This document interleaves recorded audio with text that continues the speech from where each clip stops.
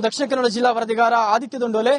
ರಾಷ್ಟ್ರೀಯ ಹೆದ್ದಾರಿ ಅವೈಜ್ಞಾನಿಕವಾದ ಕಾರಣ ಎಡಪದವು ಏನು ಕಾಮಗಾರಿ ಏನಿದೆ ಇದು ಸಂಪೂರ್ಣ ಈಗ ಹದಗೆಟ್ಟಿರುವಂತದ್ದು.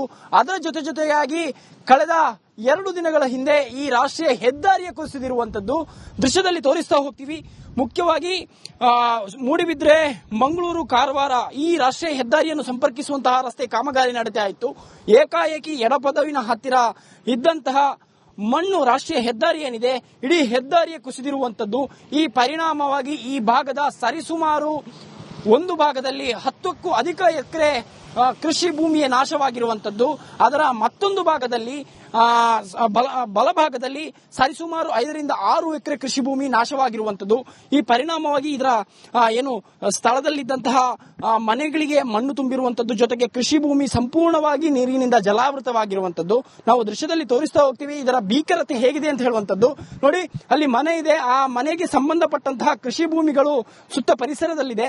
ಈ ಸಂದರ್ಭದಲ್ಲಿ ಹಾಕಿದಂತಹ ಮಣ್ಣೇನಿದೆ ಈ ಮಣ್ಣು ಜರಿದ ಕುಸಿದ ಪರಿಣಾಮವಾಗಿ ಸಂಪೂರ್ಣವಾಗಿ ಹದಗೆಟ್ಟಿರುವಂತಹ ರಸ್ತೆಯ ಅಥವಾ ಅವೈಜ್ಞಾನಿಕ ಕಾಮಗಾರಿಯಿಂದ ಇಂತಹ ಘಟನೆ ನಡೆದಿದೆ. ಇದು ಹಿಂದೆ ಅಧಿಕಾರಿಗಳಿಗೆ ಸ್ಥಳೀಯರು ಕೂಡ ಮಾಹಿತಿ ಕೊಟ್ಟಿದ್ರು.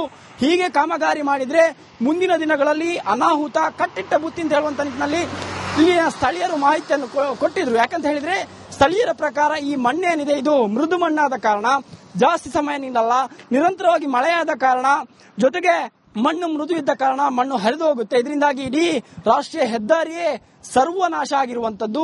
ಎಡಪದವು ಕಾರವಾರ ಮಂಗಳೂರು ಸಂಪರ್ಕಿಸುವಂತಹ ರಸ್ತೆ ಏನಿದೆ ಅಥವಾ ಮೂಡಿಬಿದ್ರೆಯಿಂದ ಮಂಗಳೂರಿಗೆ ಸಂಪರ್ಕಿಸುವಂತಹ ರಸ್ತೆ ಇದಾಗಿರುವಂತದ್ದು. ಇದರ ಮಧ್ಯಭಾಗ ಎಡಪದವು ಎಂಬ ಊರಿನಲ್ಲಿ ಈ ಘಟನೆ ನಡೆದಿರುವಂತದ್ದು. ಇದರಿಂದಾಗಿ ಇಡೀ ಕೃಷಿ ಭೂಮಿಯೇ ನಾಶವಾಗಿರುವಂತದ್ದು. ಇದು ಒಂದು ಕಡೆ ಆದ್ರೆ ಮತ್ತೊಂದು ಕಡೆಯ ದೃಶ್ಯವನ್ನು ನಾವು ತೋರಿಸ್ತೇವೆ. ಈ ದೃಶ್ಯವು ಕೂಡ ಅತ್ಯಂತ ಅಂದ್ರೆ ಈ ಕೃಷಿಕರಿಗೆ ಇದರ ಸಂಬಂಧಪಟ್ಟಂತಹ ಏನು ಭೂಮಿ ಏನಿದೆ ಇವರಿಗೆ ಅತ್ಯಂತ 10ಕ್ಕೂ ಅಧಿಕ ಎಕರೆ ಕೃಷಿ ಭೂಮಿ ಅಂದ್ರೆ ಅಡಿಕೆ ತೋಟ ಇದೆ, ಜೊತೆಗೆ ಕಾಳು ಮೆಣಸು ಕೃಷಿ ಇದೆ. ಇದು ಸಂಪೂರ್ಣವಾಗಿ ನಾಶವಾಗಿದೆ. ಸರಿಸುಮಾರು 10 ಫೀಟಕ್ಕೂ ಅಧಿಕ ನೀರು ತುಂಬಿಕೊಂಡಿರುವಂತದ್ದು. ಮುಖ್ಯವಾಗಿ ಅವೈಜ್ಞಾನಿಕ ಕಾಮಗಾರಿ ಅಂದ್ರೆ ಏನು ತಡೆಗೋಡೆಯನ್ನು ನಿರ್ಮಾಣ ಮಾಡದೆ, ಕಾಂಕ್ರೀಟ್ ನ ತಡೆಗೋಡೆಯನ್ನು ನಿರ್ಮಾಣ ಮಾಡದೆ ಈ ರಸ್ತೆಯನ್ನು ಮಾಡಿರುವಂತದ್ದು.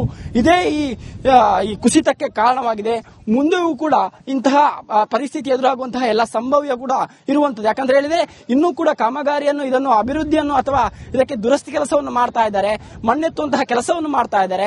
ಅದು ಕೂಡ ಅವೈಜ್ಞಾನಿಕವಾಗಿರುವಂತದ್ದು. ಯಾಕಂದ್ರೆ ಇಲ್ಲಿಯ ಮಣ್ಣನ್ನು ತೆಗೆದು ಮತ್ತೊಂದು ಕಡೆ ಡಂಪ್ ಮಾಡ್ತಿರುವಂತಹ ಕೆಲಸ ಕಾರ್ಯಗಳು ಸದ್ಯಕ್ಕೆ ಆಗ್ತಿರುವಂತದ್ದು. ಇದರಿಂದಾಗಿ ಮತ್ತಷ್ಟು ಇದು ಅಪಾಯದಲ್ಲಿರುವಂತದ್ದು. ಇಲ್ಲಿ ವಾಹನಗಳು ಸಂಚಾರ ಆಗುತ್ತೆ, ಜೊತೆಗೆ ಅನೇಕ ಸ್ಥಳೀಯರಿದ್ದಾರೆ, ಇಲ್ಲಿ ಅನೇಕ ಸಾವಿರಾರು ಮನೆಗಳಿದೆ. ಇವರಿಗೂ ಕೂಡ ಮುಂದಿನ ದಿನಗಳಲ್ಲಿ ಅಪಾಯ ಕಟ್ಟಿಬುತ್ತೆ. ಕರಾವಳಿ ಭಾಗದಲ್ಲಿ ಈ ಬಾರಿ ಮಳೆಯ ಪ್ರಮಾಣ ಅತಿ ಕಮ್ಮಿ ಆಗಿದೆ. ಎಲ್ಲಿಯಾದ್ರೂ ಮಳೆ ಹೆಚ್ಚಾಗ್ತಿದ್ರೆ ಮತ್ತಷ್ಟು ಅಪಾಯ ಬರುವಂತಹ ಸಾಧ್ಯತೆಗಳು ಕೂಡ ಇರುವಂತದ್ದು. ಈಗಾಗಲೇ ಸಾರ್ವಜನಿಕರು ಮತ್ತು ಇಲ್ಲಿನ ಗ್ರಾಮಸ್ಥರ ಆಕ್ರೋಶವನ್ನು ಕೂಡ ವ್ಯಕ್ತಪಡಿಸಿರುವಂತದ್ದು. ಇದಕ್ಕೆ ಸಂಬಂಧಪಟ್ಟಂತಹ ಅಧಿಕಾರಿಗಳು ಅವೈಜ್ಞಾನಿಕ ಕಾಮಗಾರಿಯನ್ನು ಬಿಟ್ಟು ಇದನ್ನು ಸರಿಯಾದ ರೂಪುರೇಷೆಗಳನ್ನು ಪೂರೈಸಿಕೊಂಡು ಅಥವಾ ಏನು ಇಂಜಿನಿಯರ್ಗಳ ಮೂಲಕ ಮಾಡಬೇಕು ಅಂತ ಹೇಳುವಂತಹ ನಿಟ್ಟಿನಲ್ಲೂ ಕೂಡ ಅವರ ಆಕ್ರೋಶವನ್ನು ವ್ಯಕ್ತಪಡಿಸಿರುವಂತದ್ದು. ಮುಂದಿನ